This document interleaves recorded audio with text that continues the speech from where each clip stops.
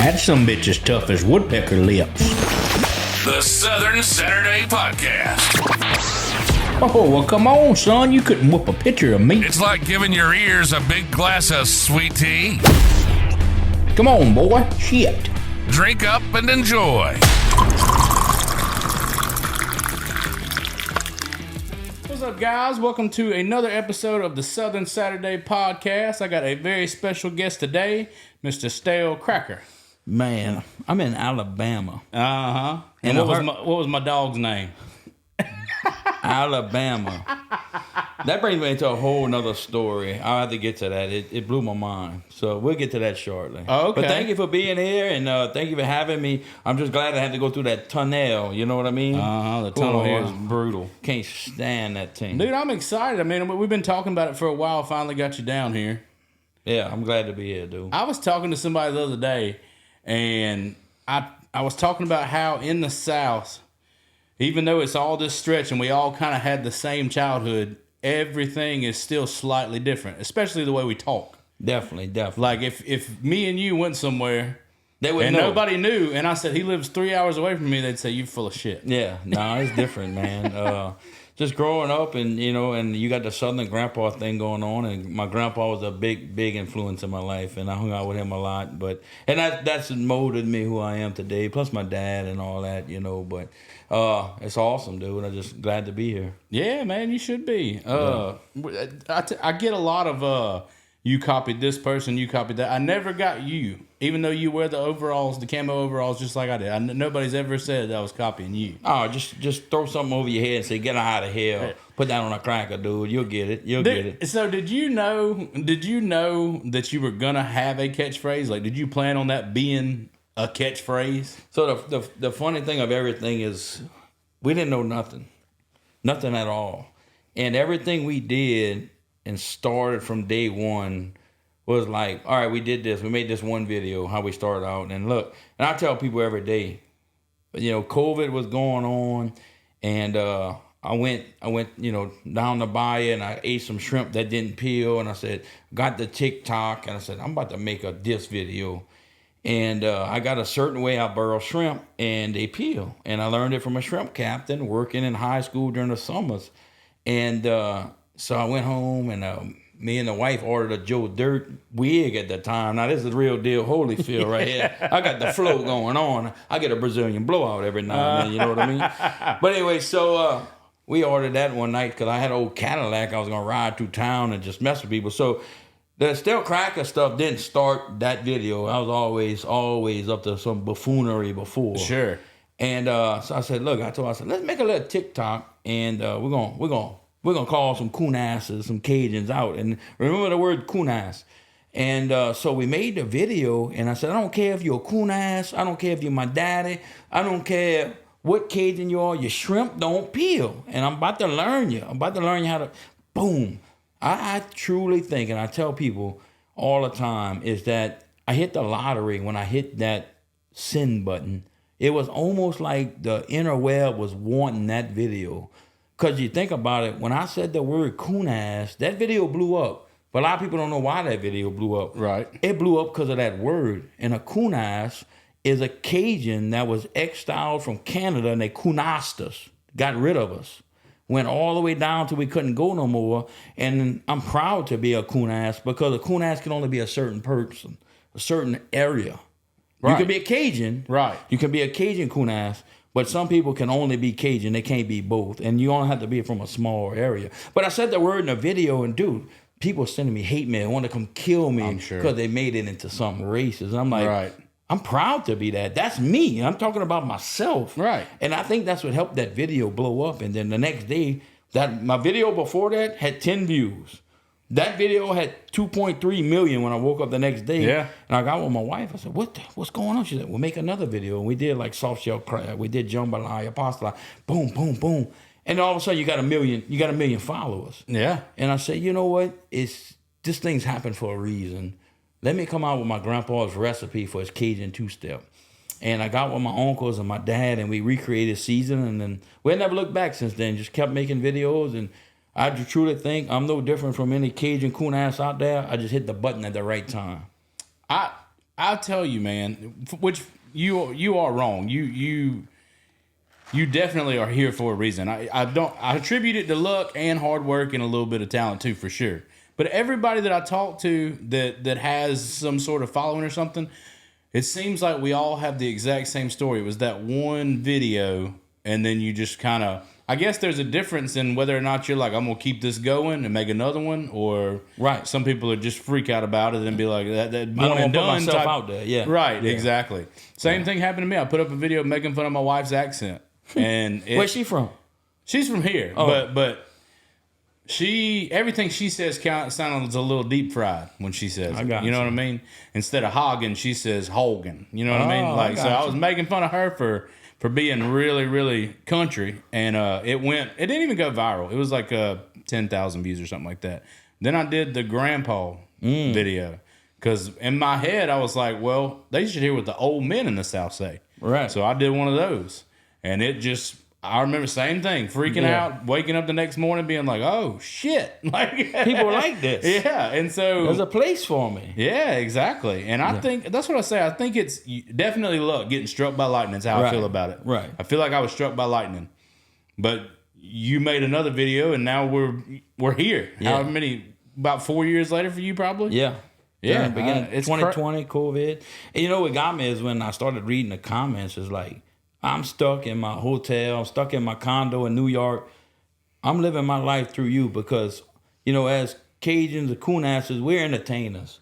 We want to entertain and cook, and to bring a first-time experience to somebody that never ate crawfish, never had an etouffee, never had a courtbouillon, and me and the wife will sit there and have a good time, and we won't even eat because we enjoy watching Right. other people experience Yeah, that. yeah. So and I read the comments, is like, I'm out there on Saturdays, everybody's locked down, and all of a sudden all my friends start coming over, and then their friends come over, and then next time we got 60, 70 people during COVID.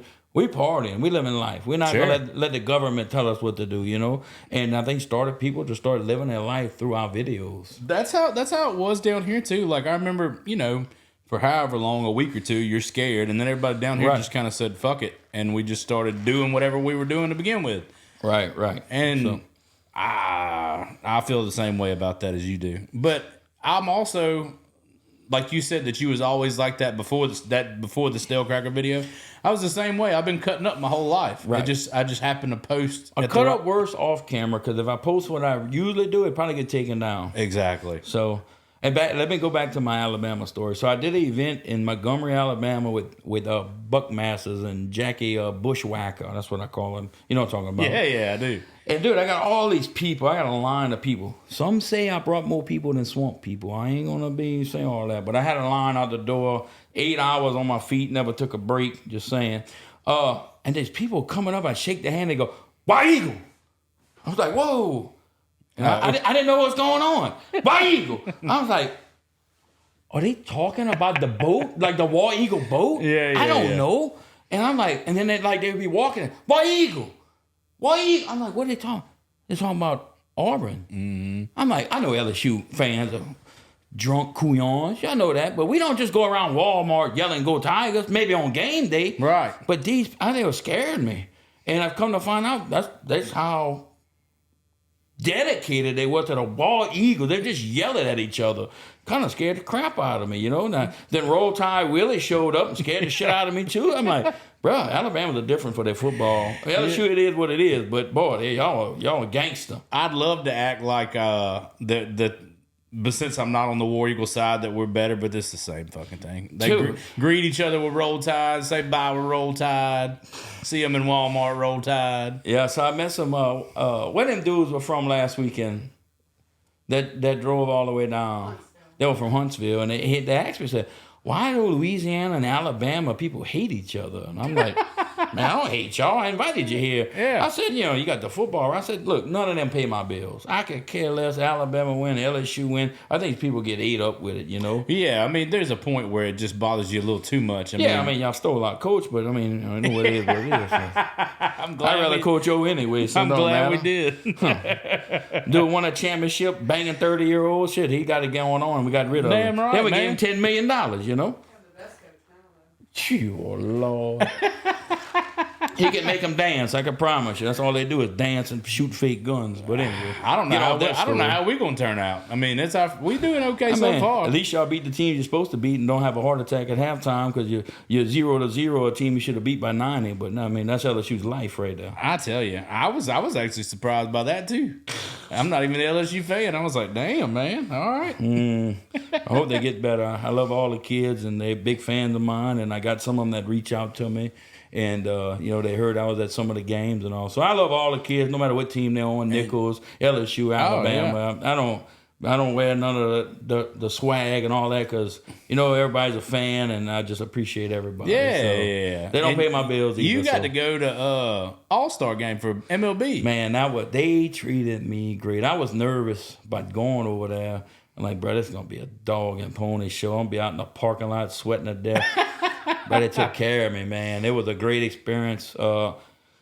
1,000 jambalaya plates for the home run derby, 1,000 pasta plates for the game, and then we sold out so quick. I got to go in the booth and watch the game. It was, growing up playing baseball, played a little D1 baseball. Never, didn't go no further because I'm 5'9.5", but I'm 5'10" on my driver's license. I'm about to say you taller than me. I'm 5'8". Yeah, I knew I wasn't going nowhere, but I get to swing the little bat from the left side. But it was good to see that and meet some of the players and.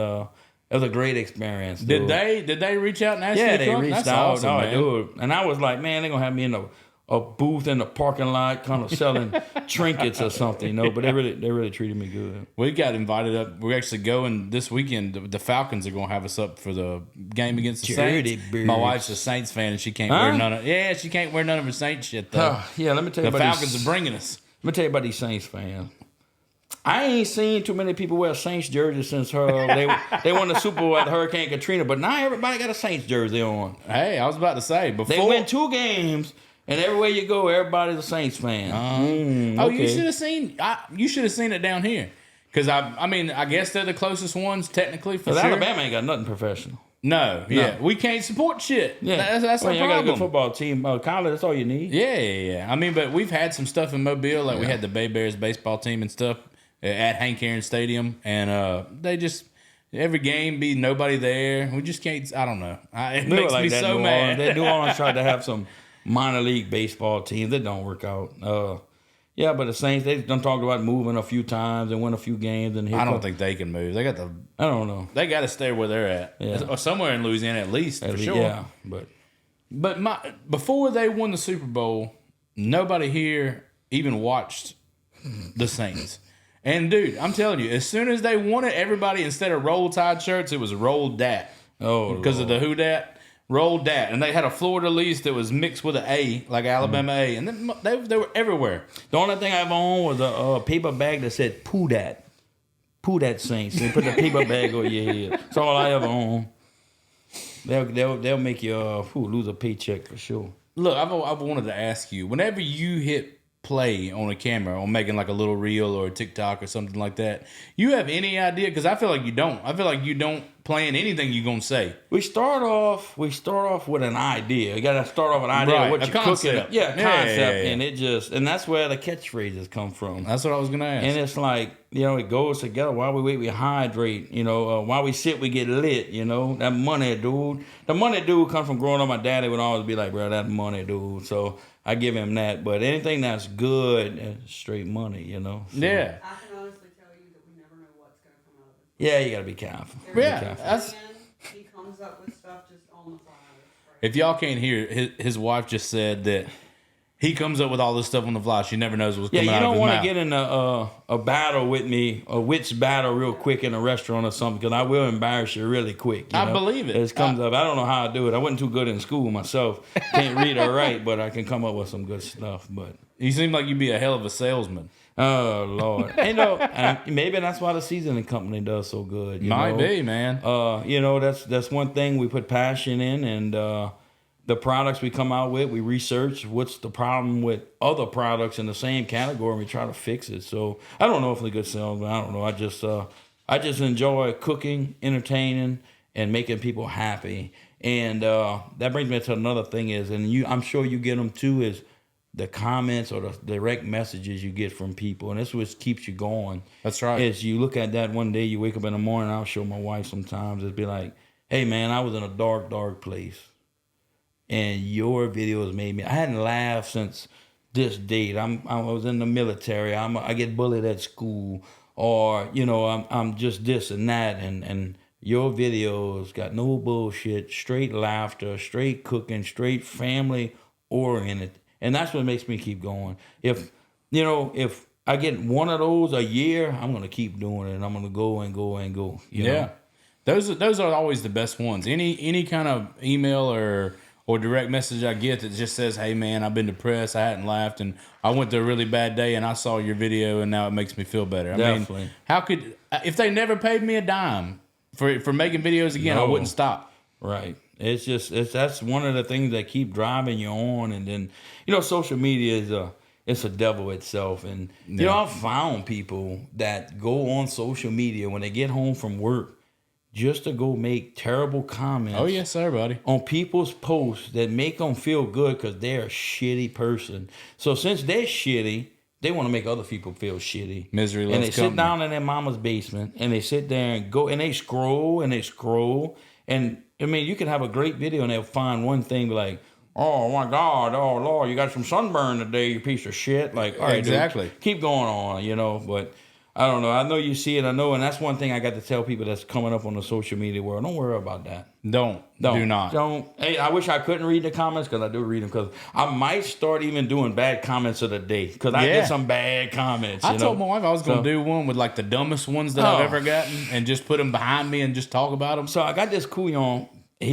So the worst ones you get is not on your post, but when you post on somebody else's stuff or they repost you, that's when they feel they can come pop them lips. This dude said, "This is the worst dude on the internet. I can't stand to listen to him." I clicked on his page. He follows me. Yeah. He follows me. I'm like, okay, Cajun, you follow me for a reason. You went to that page just to stir shit and get another comment under you so you can start stuff. So I don't know. That's advice I can give YouTubers, anybody trying to come up in this business is, just keep your head down, keep putting out good content. Don't worry about it. Yeah, if you do read the comments, you're going to have to shake them negative ones off because they're going to be there. They're going to be there no matter what. No matter if you got 20 million views, it don't matter. Somebody's going to be on there talking shit. I like to hit them back, though. I can't stand it. I'll come back with something good on them. And then sometimes they'll apologize. Like, "Oh, I didn't know you would see this." Well, yeah, I see everything. Those are my best ones. Yeah. Whenever you reply to them and they're like, "Oh my God, He man, saw look it. Shit. I was just messing. Yeah, were you? Yeah, exactly. You was until you saw a reply. So, but I've got now. I used to reply to them and I would get mad. I would get really upset, and especially when I was first starting out, and I'd be replying, talking shit. Yeah. And now I've decided when I reply, it's gonna be funny. Right. Like I made a video saying. I don't know if you saw it. It was about playing my kid in Mario Kart, and he asked me, could I let him win? Right. I flipped him off. No. So a guy comments on there, "I can't believe that he would really flip off his kid, blah, blah." I said, "I'll flip yours off too." Yeah. Can I have another? Yeah. Show him two fingers, two birds. Exactly. Yeah. That's how I reply now because it just don't make no sense. All these people really want, I think, first of all, they do enjoy being a piece of shit and make somebody else feel like a piece of shit. But I think they want their phone to go off. They want those notifications. They want somebody to comment under it. Yeah. You're Somebody else right. replied. You're wrong. Yeah. They want to get in an argument, but And what pisses me off is that about all the platforms is they do reward that. Yeah. That comment will be the top one. It'll be as soon as you click on it, the negative ones are at the top. I truly think TikTok's about the trashiest It's the worst. out there. If it went away tomorrow, I would care less. wouldn't. I would love it. I would said move that. everybody else to good platforms where you can actually show. Yep. People like. I did like clean alligator. Like, how is this up here? I was like, that's true life. It's what we do. Exactly. Where you think you get alligator nuggets from? Not behind Walmart in a garbage basket. Exactly. Somebody had to kill that, clean it. How? Why don't I teach your kids how to clean an alligator? Because obviously y'all ain't doing it. Maybe he wants to be into that. He might be. Instead of into something else. If you don't like it, just scroll up. Don't have to put like a bad comment, All TikTok rewards, in my opinion, is just like drama. Yeah. Like middle school girl drama. That's all it is. Somebody making selfie videos talking shit about somebody else. It's crazy. And those people will never have low views. I'll put up a video that's hilarious and get 2,000 views. Listen, this is a good one. How you have, like me, I think across all platforms, I got 13 million followers. I'll put up a video in a week it'll have 100,000 views on all platforms. How's that possible? Exactly. Because they're hiding it. Exactly. Because I guess they don't want to pay. That's right. They don't want to pay. They'd rather pay somebody that has nothing views because they don't have to pay them and let them have a viral video. That's you know? right. So it's discouraging. But that's one thing I did is that I knew social media has a shelf life. I said it back on dyslexia. Yeah. I am dyslexic. But anyway, said it backwards. But I knew this wasn't gonna last long, and I think I'm on the downfall of it, and I'm good with it. It's been a 4 or 5 great year run, but I came out with something, Cajun 2-step. And that'll be there, I hope forever. I hope 100 years from now, it'll still be on the shelf at stores, and my great-great-grandkids can say, "No crack right there. Look at him. He's still here, and he'll be here forever." And that's what I'm trying to build a legacy for my family's kids and kids and kids and all that stuff. And I knew that a lot of people just ride this social media thinking they're going to make all this money forever, and it goes away. Yeah. You can see it now. It's what these people used to pay 4 years ago. They ain't going to pay it now. No. So I'm glad I came out with a seasoning company, and it's doing great, and it's good products, and I stand behind it, and I'm proud of it. I think the only platform that I see that has kind of stayed the same no matter what, as far as pay wise, it seems to be YouTube. It definitely. Because Facebook and TikTok, I remember when I first started getting paid by TikTok, I said, "God damn, I'm about to quit everything." Yeah, I'm about to buy me an island. But yeah, YouTube, I was a little mad at YouTube. They'll if you guns and harvesting animals and stuff, they'll demonetize it. I don't know why, but as soon as they demonetize it, it gets 10 million more views. I was about to say, so they ain't got to pay you, so they could just let it go freely. That monetization stuff, it does. I don't care what nobody says. Every creator I've talked to, from biggest one to the smallest one, you get throttle views when you're getting paid. Yeah, you're getting throttle views. I used to could have a video do 20, 30 million, but not now, unless it's under a minute, right? Which TikTok ain't gonna pay me for, so they'll let it ride. They'll let it ride. Yeah, I don't know. You'll beat your brains trying to mess with the. We don't even try to start splitting videos up into 3 or 4 segments just to trying to mess with the algorithm. I've started doing the same thing. We don't know. Nobody knows the answer. Nah, in TikTok's case, I just say they're the worst one. Their algorithm and everything is just terrible. It's terrible. And I had Amanda Meadows on here last week, and I told her if TikTok went away tomorrow, I would not give a shit. They're the worst one. I don't scroll on it or nothing. I post and ghost. I think I got 6.4 million followers on TikTok, and my videos get 50,000 views. Yeah. The math's not even there. Okay. Shouldn't at least 1 million of your followers? I'll be happy about it. But I'm not worried about that. And then people are like, well, because you trash now. Nobody cares. But wait. That's not true. No, I know. But you go places, and you meet 2,000-3,000 people, and you know what 8 Harm says?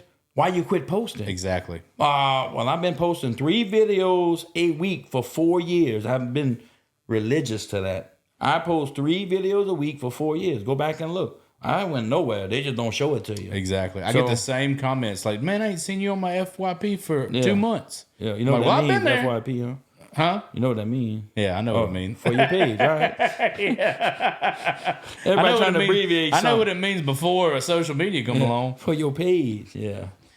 But yeah, I mean, and that is disheartening. But in my opinion, TikTok's the only one that does that to a point where nobody sees it. Right. People on Facebook and Instagram will still see it.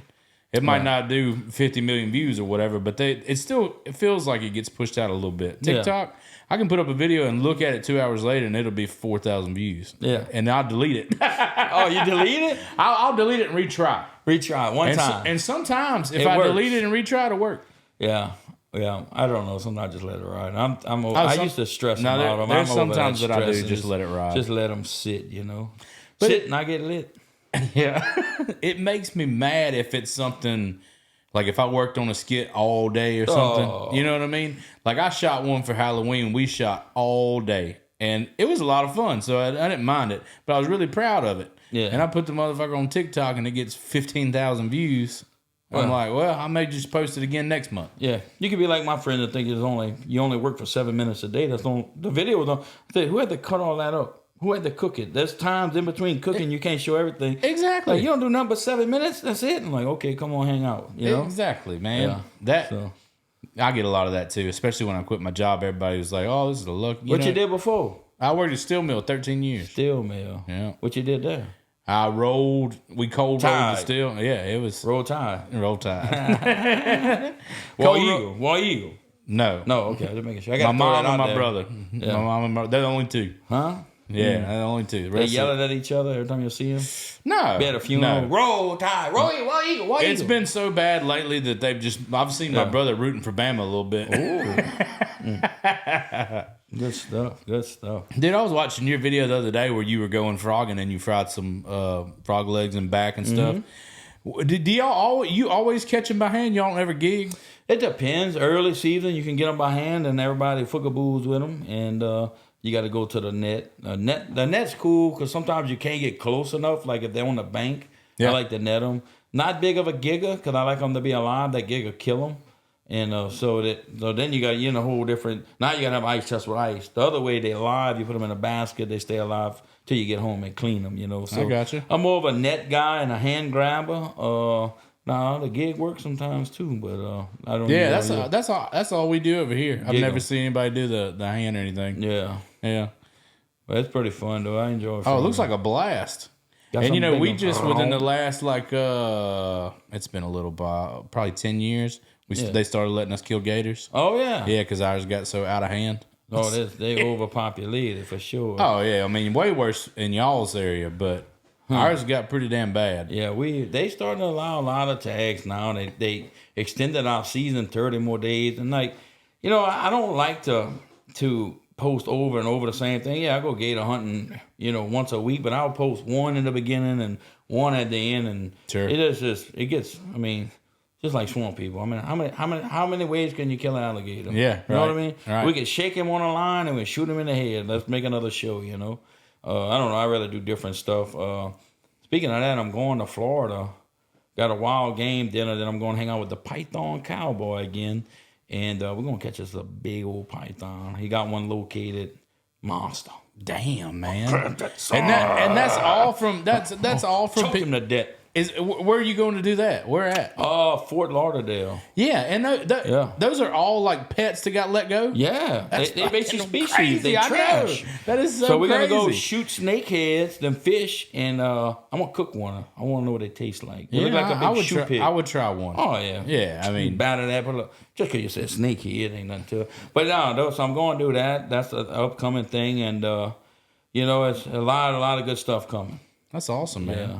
So Our gator season is weird compared to y'all's. Like the rules that they put on us. it's terrible. Oh yeah, it's crazy. Because Pretty much the only thing we can't do is shoot them at night. in So, the beginning, see, we have to hunt them at night. yeah, have that's to. weird. That's dangerous in itself. Exactly.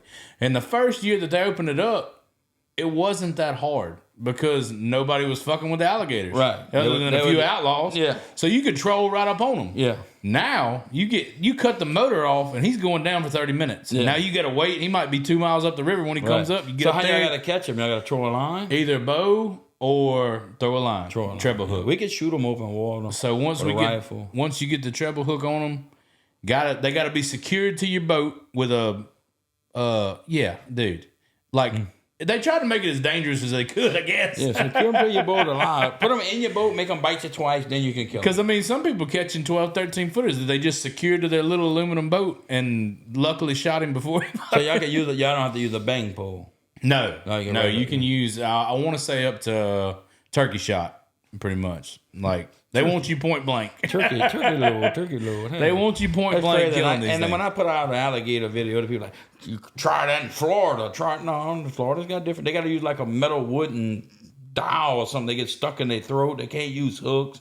Weird. Every place is weird. I It don't know. is, man. And ours is a lottery thing. So Yeah. a lot of years we get them and a lot of years we don't. Right. And then, which is crazy, you would think, because a lot of people don't end up tagging out. So then your problem's not getting any better. Right. So you would think if you tagged out, you would kind of get a little more leniency. You'd want that guy to do it again, maybe. Right. And Definitely. especially after you killed, used to you just hunt them for size, but now I just want to get my tag filled. I'll go Yeah. out there and find the first decent one and try to get him in the boat. Yeah, it's been we are definitely overpopulated. That's why I think last year was the first year they let public land draw for tags, and I'm all game about it. I love it. They were, pull people in the outdoors, doing good, cool shit. Exactly. I love it. Getting the kids out there, and it's been fun. So, dude, I feel like that's something. I mean, everybody probably agrees, but that's just something that it's just getting less and less as kids being grown up outside. Like, parents are too busy because the economy sucks, and that's their right. parents You got to gotta work your every ass day. off. Who has enough money to go get a boat and go all weekend fishing and hunting? They gotta go to work. On top of that, the boats are outrageous. Yeah. I bought a Express and it literally almost broke my heart. I mean, the one I had years ago, I paid like $5,000 for. It was nothing. But it's been a good run, and it's growing up in Libertyville, Assumption Parish, and my grandpa, because you do the Southern grandpa stuff, he was a county agent, and I grew up on a small farm, and we did the FFA and the 4-H, and had all kind of animals, and he got me into Cajun cooking. We went to fairs, festivals, and did the competitions, and we had a huge hunting club, probably 200, 300 members in the swamp, where we ran dogs, and he was the camp cook. Hell yeah, dude. And I was his sidekick. We lived next door to each other, and camp life is something that's gone away. That many kids don't have camp life. When you go to camp, and the old men will play cards and drink their little whiskey, and the kids out there just running, playing football, and just trashing around, it's something I miss, and something that's not there no more, I'm telling you, dude, those are some of my best memories is dog hunting. Like we're one of the few people left over here that still dog hunt, but those are all my childhood memories because my grandpa hunted all year long. If he wasn't dog hunting, he was coon hunting or cat hunting. Right. We just hunted all year. Yeah. So all of my childhood memories are going to hunt something. Right. And dog hunting for deer was probably my favorite thing ever. It was a good time, and I'm glad I got to experience that because now I'm hunting in Mississippi, I'm hunting in Illinois, but I know what true hard hunting is when they drop you off in an airboat on a cypress stump with a can of potted meat and some crackers, and I'm pick you up at noon. If the dogs quit running, if the dog is still running, you might be there all day. All day. And then you get to go hunt other areas and appreciate a lot more. I always tell them dudes in Illinois, I'm like, if I lived here all my life, I need another house for all the heads I would have. No doubt. Because y'all there easy to kill. No, they are, and you could run through those woods up there naked, and never even get a scratch. Yeah, I'm not taking away nothing of these guys up there that hunt hard and do the right thing, but come down here and let the mosquitoes get you and these deer.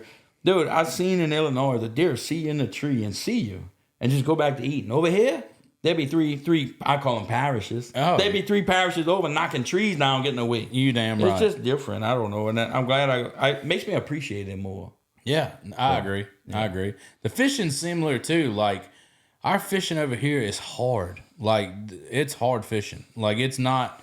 I'm not saying that those people have it easy wherever they fish in all those other lakes, but like the river system down here is fucking hard. Yeah, to fish I never heard nobody go to Alabama to fish. Well, Bass come down here one time and did a tournament and said, "Yeah, we're never coming back." You got true. Called Louisiana Sportsman's Paradise. It's really one little area. It's Venice, Louisiana. It's that true sportsman's paradise. You can go over there, cast your fishing pole, catch a bass. Next, catch a redfish, speckled trout, flounder. Then go offshore, hammer some tuna. It is sportsman paradise. Kill you an alligator, kill you a nutria rat. You can do it all in one spot. Ducks, teal, whatever you want. Poodoo. So it is the sportsman paradise. And people think all Louisiana is it. No, you go up north, it's like a desert. Well, when people come down here, when they come do the pod. If they go see Mobile Bay or something like that, they'll be like, I didn't know Alabama was. I was like, well, the rest of Alabama's not. It's just, just this. Just a little area. You go down and look at the Delta and the Causeway, that's all you got. But yeah. The whole rest of Alabama is nothing like that. Yeah. And I guess living here, which you seem to be very appreciative of it, but living here, when people come and they're amazed with it, I guess sometimes I forget like how cool it is to live here. Oh, people... Because I take it for granted, I guess, because I've always been here. People are fascinated with the Cajun experience. Yeah, 100%. And I met Malcolm Reed back when I first started, and I went do the little thing with him, and he was like, you got something that nobody else has. And people, I'm a redneck, I barbecue, people love me. Yeah. But people fascinated with the Cajun culture, the Cajun experience, and... So, and he's like, you got something, just keep doing it and keep your head up and do it. made a seasoning company out of it. And, Yeah. and it's doing great. And it's in Walmarts and Academies, Albertsons, Winn-Dixie's, trying to get Publix, trying to get H-E-B if you're listening. Like, we're trying to get out I there. hope they are. Yeah. Because they're H-E-B, listening. look, my biggest fan base is Texas. Mine Biggest- too. And Atlanta. I got Atlanta a lot. Texas, and then I go to Florida after that, the biggest, and that's the two. And I'm trying to tell them, like, hey, I'm not trying to do this for me. Yeah, I am trying to do this for me, but if that's where all my fans at, and Then when I you- go to events, and I'm like, they telling me when it's going to be in HEB, when it's going to be in Publix, I'm like, they don't want it, and it's like, well, I ain't going to another spot because I don't shop there, because Publix and HEB buyers, people that shop there, are religious to them stores. That's true. They're not fighting around. They're not going nowhere else to get nothing else. So That's true. So that's why we trying to do what's right for the fans and trying to help them out, you know. So Well, and it would be beneficial to them too if they, because Absolutely. obviously their sales are going to go up. absolutely gonna get more foot traffic in certain areas. So we're Exactly. working hard. We beating the bushes, you know. I'm sure y'all will get there. Yeah. So So did you, because you got popular, decide to grow your hair because you had the wig to begin with? whew, let's go full circle back. Okay. So I started off when I was 21 years old at the sheriff's office. I was a remember. local cop. Yep. And then I got on with the state police, and I did 19 years with the state police, and did 19 years of flawless service. And I got in an incident off duty, and I know it's no secret. There's Sure. nothing to hide. Yeah. And that's why I talk about it on every podcast. Because if you don't talk about it, then they're like, ran. And you know, it's one of them things that I think everything has a reason. And I don't know if it was jealousy. I don't know what it was, but I was put in the crosshairs, and due to what I had going on. And I got in an incident off duty, and I broke some policies, and they fired me. And, you know, I went home. I was mad. And because, you know why? Because I looked at my kids, and I gave up 19 years of my life looking at them kids and left them on their birthdays, left them on Christmas to go save your family. And I had 19 years of flawless service, not one disciplinary action, and they fired me over policy. So I went home and I sat there and I got angry, and I started thinking about what all these other troopers had done. Right. Because in 19 years, you don't think I know a few things? Right. And I was like, well, Joe Blow got his job, and he committed a felony on duty. He put his badge on that morning and went to work knowing what he was about to do, and did it and got caught, and he still got his job. Right. And look, I'm not no angel, and I let my guard down that night, and I did let somebody drive that was under the influence. But nobody cast the first stone. You know what I'm saying? Yep. Tell me if you never got in a car, a four-wheeler, a side-by-side, a boat in your lifetime. And if you haven't, God bless you. You I ain't going to tell that lie. Yeah, you have. If you 100 and all, you might ride in back road, drink a few brewskis. Of course. And I let my guard down, and I paid the price, and I admitted to what I did. But what they made me out on social media was a monster. Mm-hmm. And once you get under investigation with the state police, you can't do nothing. You can't do a podcast. You can't go to the news. They put me on the news more than a serial killer. Yeah. And they just blasted me. And I'm sitting at home just knowing what everybody else did, and I looked at what I did. And I almost tucked my tail, and all my friends would text me and people I worked with, and they said, you need to fight this. And I was like, nah, I got so much else going on. I'm good. So hired a lawyer. It's the funniest part, though. I can laugh at it now because, I can laugh at it now because the people that don't believe you, the people that don't want to know the facts, the people could bring the facts to, they hate us. They're not going to believe what they want to believe. That's right. And it's like hearing one side of the story for a year. It's hard to convince people, and I really can care less about convincing anybody. But so once I got fired, I went home, and then I said, what am I going to do? 20 years of waking every day, being a servant to the people of Louisiana, flawless. And now what I'm going to do? So I got a lawyer, and I brought him everything for the case. And he's an old school dude from New Orleans, and old school lawyer. He's got 30-something years in it. And I brought him everything once I could get everything, because they wouldn't give me much at first. Of course, yeah. Because I was in the crosshairs, and they pulled the trigger on me. But it was only a certain few, because I'm not going to bad talk the state police. But they did, I call it the purple and gold weenie. They put the purple and gold weenie in me, and they used... what they call that, Purell? What's that, hand sanitizer? Yeah, Purell. That's what they use for lube. That's what they did to me. They put it in there good and broke it off in me. Yeah. And, I brought everything to the lawyer, and I thought it was so funny. He called me a week later and says, hey, what we missing? I said, I don't know what you talking about, buddy. He's like, I pulled your disciplinary file. You have nothing. I said, yes, sir. He says, you were SWAT for 15 years. Yes, sir. Explosive breacher. Yes, sir. Life-saving awards. Yes, sir. DWI Trooper of the Year, 2 years. Yes, sir. And they fired you for breaking a policy off duty? I said, yes, sir. He said, there's anything else I need to know? I said, you got it all, Captain. He said, this is the ones I like. So we appealed it. I got everything back. I got a free year vacation. They paid for it because that was the year I was fired. And they brought me back to work. I went to work for 2 weeks. And I said, you know what? I can't take a chance on this. I got a lot of stuff going on. And I retired. I retired with 23 years in the system, and I hold my head up high, and I'm proud of my service. I'm proud of the people of Louisiana. I'm proud because I signed up for that. I signed up to leave my kids on Christmas. Sure. I know what I was doing. Sure. I'm the one who left at midnight, kissed my wife on the forehead to go save a crackhead. Yeah. You know what I mean? I can say it now, and I did it, and I'm proud of it. You know, things happen for a reason. And with that happening, opened my mind to more stuff that Stale Kracker can do. And I've started to work with the Southern Outdoors Unlimited. And I went do something with them. And I seen what they do with these handicapped, terminally ill kids. They give them track chairs. Bring these kids in the woods. Yeah, I've seen it. Yeah, Dude, yeah. I'm telling you. Yeah. And I'm sitting back. If I was still a trooper, I wouldn't have time to mess with that. I would feel I lost a spot in my life. Right. And so, you ever heard of Infinity Barrel? The barrel I put whiskey in? Oh, yeah. The whole point of the barrel is to raise money to get my buddy Sheldon in a chair. Yeah. Because I met him and he told me, he said, Kracker, I can't hunt no more. My chair won't make it. And I said, I'm putting all my effort in front of that barrel. Yeah, it's drinking. Yeah, it's whiskey. Yeah, it's the devil. But I took something that the devil does and I made it something gold. And we did a banquet for these kids. Not me. This is Southern Outdoors Unlimited. I was at the banquet. I supported. They raised over $200,000 for these kids. You know how many chairs that'll buy? Yeah, exactly. And we have this event coming, and it's the first week of November, and they bring over 100 kids, terminally ill kids, in track chairs, hunting.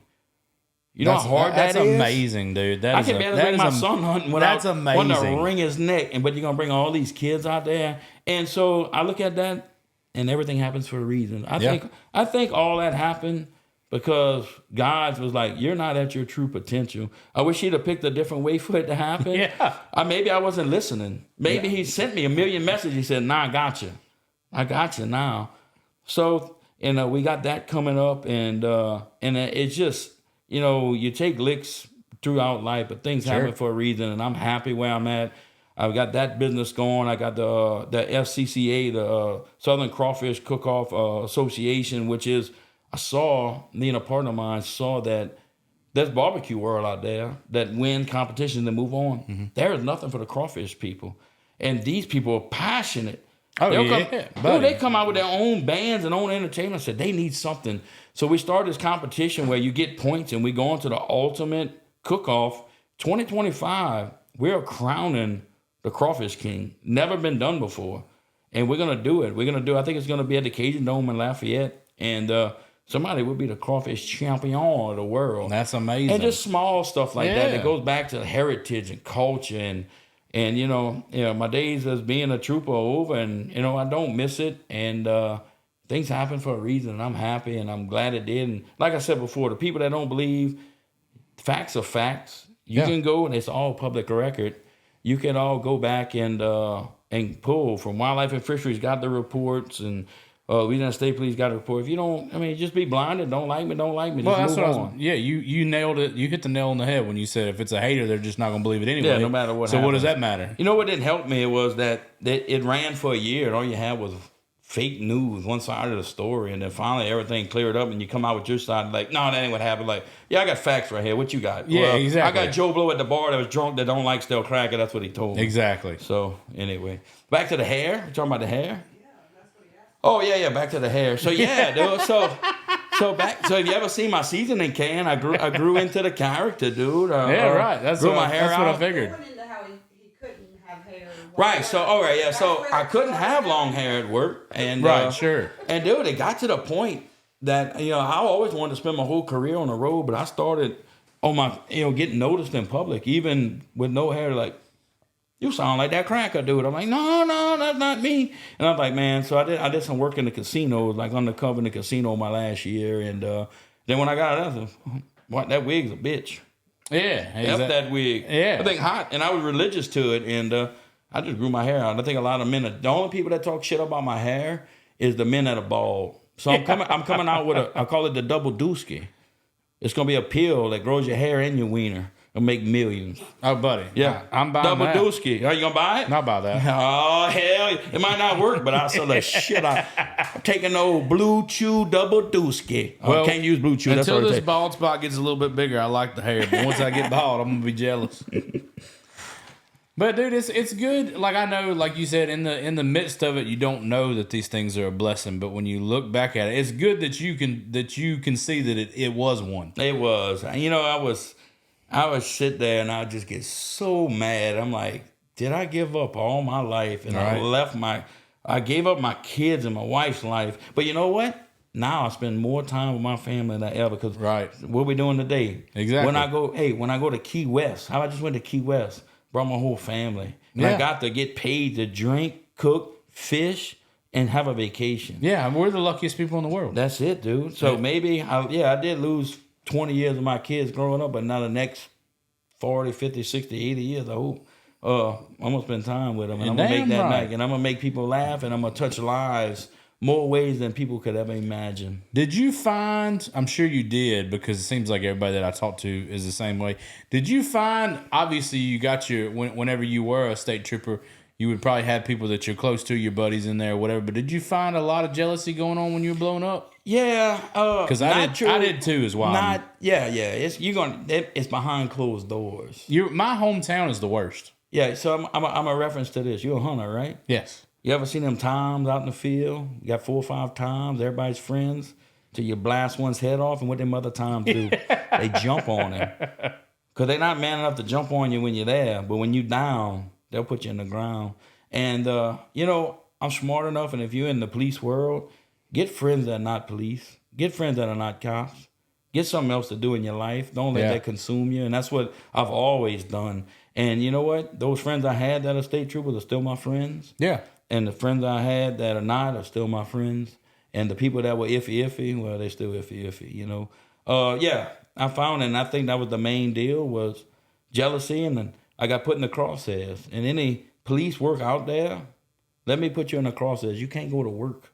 There's no way you can go to work every day and not break a policy or procedure. Sure. It's impossible. I'm sure. And then, so that's the way I look at it. And I got put in them crosshairs, and they pulled the trigger on me. And then I had to do the big hand and wait and buy my time and bring facts to the board that has logic, that board that's not partial. Yeah. And they didn't even want to hear it. And I got everything back. And, something that I can't get back is the embarrassment of being on the news so many times with false news.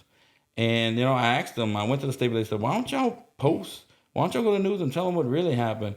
Tell them about stuff. And they're like, they wouldn't say that, but the other supervisors were like, that don't make you a monster. They want you to be a monster. They want you to be what they want to portray you, because they want to get rid of you. And I'm like, well, this is crazy. So anyway, life goes on, and a lot of better things out there. And I was about to say, look at you now. I love it, dude. Doing good. So, great, man. We got a lot of stuff. We just launched the awesomest Bloody Mary mix in margarita. I saw your video the other day. I'm telling you, and you were making a video about how they shouldn't bust. Yeah. Oh yeah. Right, I mean, the UPS and the postal service. I was about to say, you see my Ring doorbell camera. You know how the fucking they could bust a sledgehammer. Yeah. But dude, I was just like, this department is lame. And now we're using fresh ingredients to make it. I use it as a marinara. I use it as spaghetti sauce. I use it as a Bloody Mary, and it is freaking off the chain. Good, dude. because my brother, it's his favorite drink, Bloody Mary. It's his favorite drink. He'll wake up. We're going somewhere. Have you ever tried a bourbon Mary? That's my favorite. I use bourbon instead of vodka. Which I don't. I'm not a big Bloody Mary fan, but I do. I'm a bourbon guy. Yeah. I'm barbon and whiskey guy. I'm not much on the vodka. Yeah. I'll do it every now and then. Tequila, no. Never. What? No. Not even a margarita? No. Why not? My wife loves margaritas, so that's her favorite drink. Yeah. But I can't do tequila, man. What it does to make you mad? No. See, dude, everybody says that. Make you mad? And I know plenty of people that does it too. All alcohol on me is pretty much the same. I just don't like the taste of tequila. I agree. But I agree. I always just get happy. I'm happier. Yeah. I'm a happier guy. Yeah, I got you. When I used to smoke weed, I was happy. If I get drunk, I'm happy. Yeah. I'm just a comedian, You're and just the a southern comedian old just comes out. I'm about to whoop you, boy. Yeah. That's my favorite one with you. Oh, what you going? I'm about to whoop you, boy. That was funny. That's man. everybody's favorites, the fighting sayings. Oh, they love the fighting sayings. Oh, I love it. I love it. It just does remind me of Grandpa and everybody when I watch your stuff. The shit they would say. Well, it's raining out there. Well, no shit.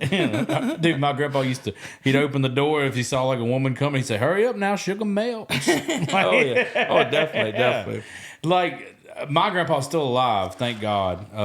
And he's my inspiration. I've had him on here one time. I saw it. I want to have him on a few more times because he's got stories for days. Oh. Like, you could just let him go. I could sit over here and not say a word and just let him go. Yeah. And he loves it. Oh, man, loves it. And that's who raised me, him and my grandma.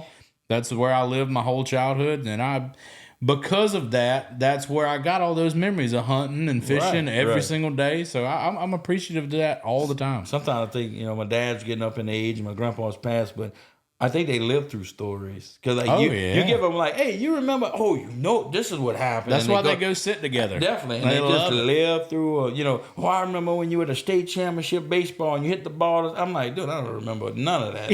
I remember to the pitch count. But I'll tell you what, whenever I was little, I do this in my stand-up a little bit. Talk about my grandpa when I was little. Like, it's so crazy to see him now. He'll talk about it now like it was a fond memory. But, like, I remember hitting, like, a Little League home run or something, and I'd get in the car afterwards and be like, "Did you see my home run?" He said, "I saw it strikeout, son. God almighty." And I'd just be like, that's terrible.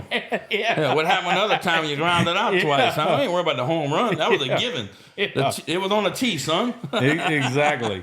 Yeah. Oh, man. That's exactly how he is. He's not like that anymore. They get a little softer in their old age. Dude, yeah, definitely. Because the way my daddy treated me was hardcore, and the way he treats my kids is like, what the? Yeah, that ain't the same man. I swear it ain't the same man. Dude, that dude would have broke a cane pole on my butt if I did that. He gave him a cane pole with an extra cork on it. My dad used to make me walk out there, get out the boat and walk, go and hook my line if I got tangled. I made a bad cast. Now, when I take my grandpa fishing, he's the one making the bad casts. Getting hung up all day. Oh Lord! But dude, I'm telling you, and there's nothing better than taking him fishing. Like we'll go, especially in the springtime. We'll go 3 or 4 days a week if we can. Oh yeah. Just because he can still go, and one day he won't be able to. Yeah. Well, me and my dad just made a trip to Illinois. I got a little lease up there, and went hang stands, and no matter what you do, it's always like, I would have put it in the other tree. I ain't gonna tell you what to do. I'm like, come on, Daddy. I done hung this thing. I killed 5 deer out here. What you want, man? I told my grandpa that the reason he quit hunting is not because he got old. It's because he couldn't run it anymore. Like, he was the president of the club, and they lost that club. Makes sense. So I think that's why he quit hunting. Yeah, because he couldn't call the shots I don't anymore. think my dad will quit hunting, man. I hope he never does. So that's one thing we've always done. And, how old is he? It was Terry. 73? That's great, man. That's great. 75. Still hangs his own stand. Still shoots a compound bow. Dude's crazy. That's awesome, man. Call him Terrible Terry. Yeah, as you should. It sounds he played football at Louisiana Tech with Bradshaw and Phil Robinson. Oh wow! That's all his. It's all his peeps, And he's only what? He's probably 5'6".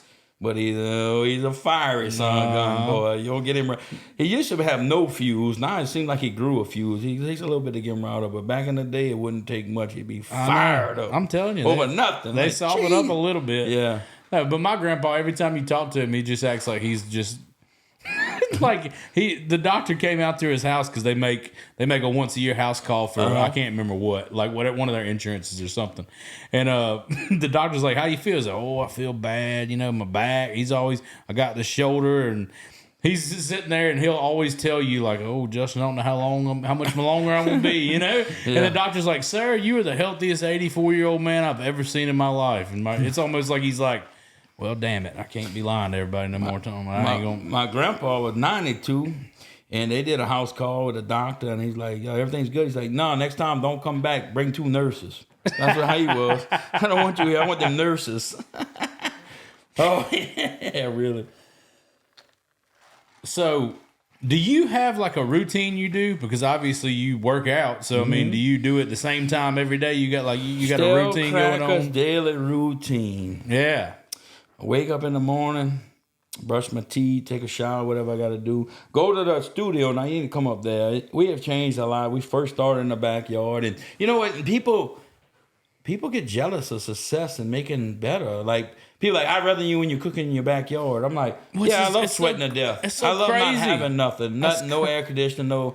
And then we moved to town, and we rented a place, and then we bought a place on the interstate, and it's open for tours. You can come and check everything out. But so I got a little, I'm telling you, it's let me see, Cajun Ingenuity gym I built. It is just hand-me-down crap, cinder blocks, whatever I can. I mean, you know what? So there's no gyms close to us. So I'm not driving 40 minutes. You saw my gym? Yeah, I'm not driving. It's right there in the house. So I put my dog in the back of the truck every morning. I drive to the studio. I get out. I drink me a C4 energy drink. I put on some crazy music on YouTube, and I lift whatever, I got to do that day for 15, 20 minutes. And it ain't like lift and take a 5-minute break. Sure, I just full, work that. I just get it. You do that before you ever eat anything? I don't eat breakfast. I don't either anymore. Yeah, I don't eat breakfast. I drink energy drink, and I might eat a bag of peanuts or something, and just maybe lunch. But I just so anyway. So I work out, and then my camera guy come over, and we figure out. I already had an idea. I usually have it pre-made of what videos I want to make, and I have it, and we just get everything prepared, everything organized. And do you shoot every day? Oh, no. Yeah, I don't either. No. But what I like to do is, I don't know if you do, well, it's probably hard with something like you do, but what I'll do is I'll get 3 or 4 skits in my mind, and I'll shoot 3 or 4 of them in one day. And I'm like, now I got these in the bank. Right. I can do what I want to do for the rest of the week. Yeah, so we'll pick out something during the week, but we travel so much. I did 43 events last year. I was about to say, every time I click on your store, you're somewhere else. 43 events, which the year before I did 40, and then the next year I was like, I'm not doing near as much next year, and I did 43. So next year I'm going to probably do 63 because I'm not going to do near as much. It's just, I just enjoy it. You know what I enjoy is traveling. Me too. And the people that never ate a crawfish before experience that with them the first time. You'd be so mad at me because I don't like crawfish. That's fine. My wife loves I don't like Alabama people, so we people just don't like. But you know what I do? Every time I go, you don't like a fried crawfish tail. There's no way. I can eat it. Yeah, I can eat it. But There's no way. I don't know if you know what Winsel's is. You like lobster? I can eat lobster, but you can't eat a crawfish. No, well, it's not that I can't. What I was about to tell you is every time I go to a bull, I try them again. I'm like, maybe it's me. Let me try them one more time. Yeah, I had to cook them. I'm going to try yours, and maybe that'll be... You probably like ball peanuts, huh? I mean, not really. Oh, good. Me and you, we soldiers now. I can eat a bowl of peanut, but you're not going to spend $100 to ball them. I'm not going to buy... Like, if they're in the gas station, I'm never the guy that's getting a cup of them. That ain't happening. It's $100. Now, if somebody was to bring them to work and said, "Here, I might eat one," but I'm never getting bowl peanuts anywhere. You might lose your Alabama card. That's good. You might. I don't need it. If you were from Georgia, you would definitely be in trouble. Peanut capital of the world. Dude, I don't know. I mean, but like, I know people that eat them religiously. Like every time they go to the gas station, they walk out with a cup just like that, full to the top of bowl of peanuts. You know what happens after you eat all them peanuts? It makes peanut butter in your belly. You know what you shit? Yeah, peanut butter. It's like wiping your butt, and they got a permanent marker in there. Exactly. It's like streak. Exactly. You got to take a shower. Need some dude wipes after that. Dude wipes. They sponsor you? They sent me some. They're not. I'm not sponsored. They just y'all need a sponsor. Dude wipes right here. We're gonna show you what peanut butter does in your butt. Listen to Stale Kracker. That's easy. Hey, we sell that on TikTok Shop. Absolutely. Yeah. One wipe ain't enough. Yeah. Peanut butt.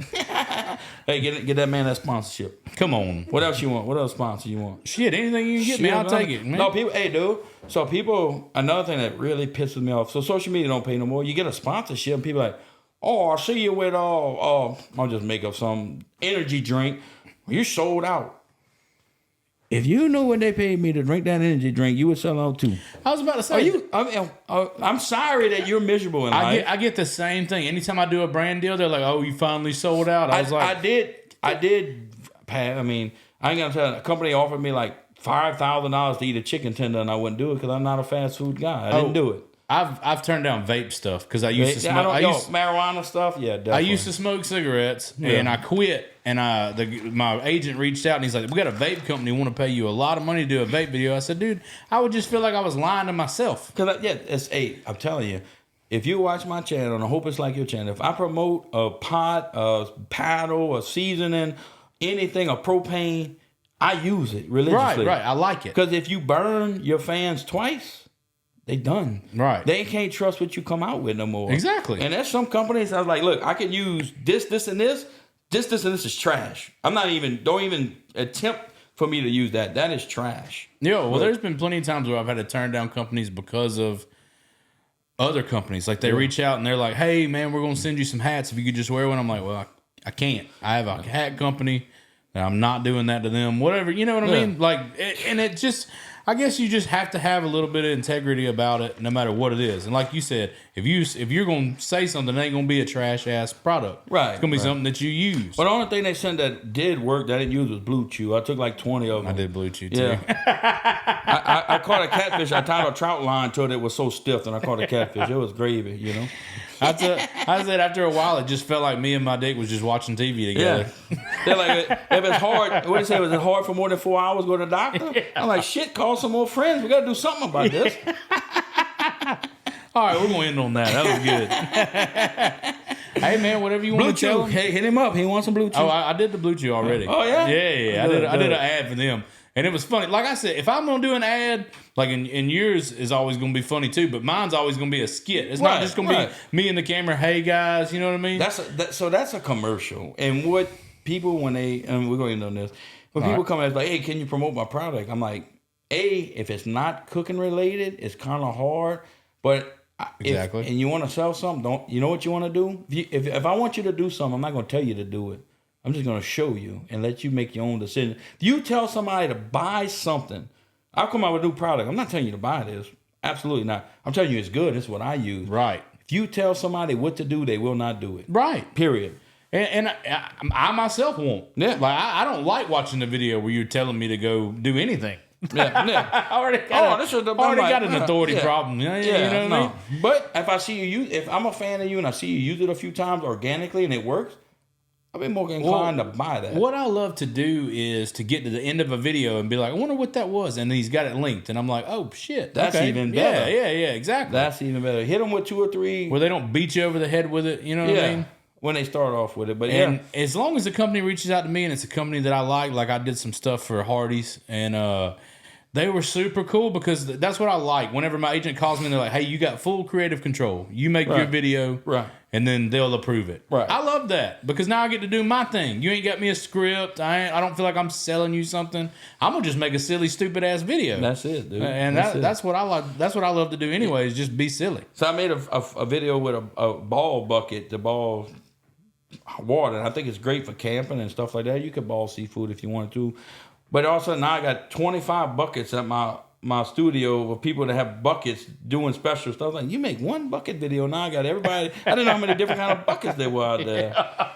But yeah, dude, this was a pleasure being out here. Thank you for bringing me to the great state of Alabama. Man, thanks for coming. War Eagle. Roll Tide. That's a great way to end it, buddy. I appreciate it. And the storm's coming, so we're about to head back to the boot. I don't blame you, man. Yep. Go and get away from it. Thank y'all, guys. Bye.